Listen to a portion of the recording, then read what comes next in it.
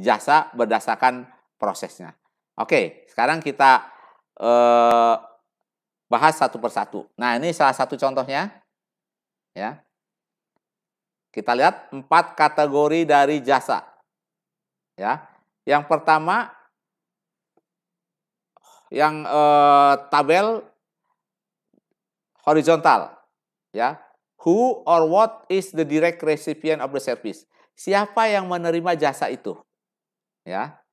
Kemudian di sebelah kirinya kolom karakter daripada servis tersebut. Ya. Nah, kalau yang menerimanya adalah orang, ya, lihat ini yang biru ini, ya, oke, yang biru ini. Kemudian dia melibatkan tangible action, ya, maka disebut dengan people processing. Nah, ini contohnya nih, jasa kesehatan. Kemudian jasa grooming. Nah, ini potong rambut, pergi ke salon, ya. Ini yang kita sebut dengan people processing, ya. Nah, kategori yang kedua, ya, menggunakan intangible action. Tindakannya tidak berwujud. Yang menerimanya adalah orang. Nah, contohnya apa? Mental stimulus processing. Jadi layanan jasa yang diarahkan kepada people mind. Nah, ini ingat, people minds. Ya. Jadi akal budi dari manusia. Nah, contohnya pendidikan. Nah, sekarang nih, Bapak Ibu sedang ngambil S2. Nah, ini kategori jasanya apa? Mental stimulus apa? Processing. Ya, atau membuat iklan, ya. Nah, membuat kampanye sosial dan lain sebagainya. Ya. Oke, yang berikutnya oke. Nah, kalau yang menerima manfaat, ya tolong nih, perhatikan. Kalau yang menerima manfaat itu adalah barang-barang yang kita miliki. Kalau tadi kan langsung orangnya ya, pemilik barang. Kalau sekarang jasa, yang menerima manfaat itu adalah tadi, yang disebut dengan barang yang kita miliki. Nah, ini yang kita sebut dengan services directed physical possession. Ya. Jadi contohnya apa? Kita beli bensin, dilayanin.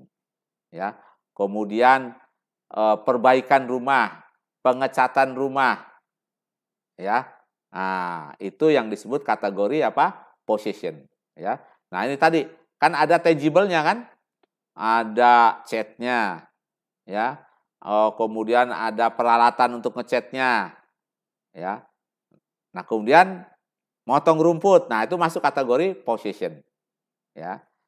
Nah, yang berikutnya tidak melibatkan benda berwujud. Ya.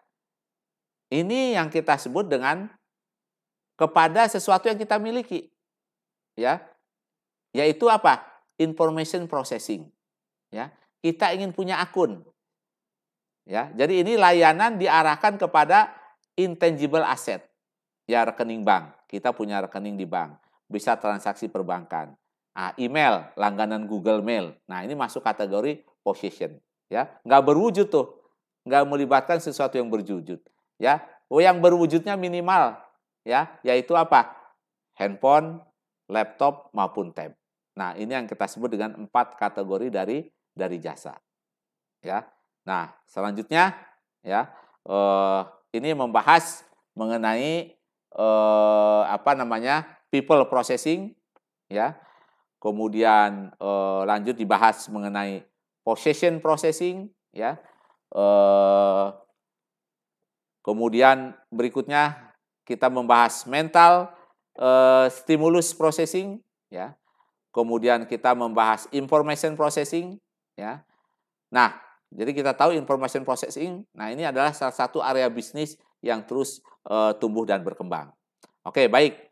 Sebelum saya lanjutkan, mungkin 10-15 menit ini saya minta Bapak dan Ibu semua untuk sharing, setiap orang sharing satu video yang menarik yang tadi saya minta untuk silahkan menampilkan ya video yang sudah dikumpulkan tadi, ya.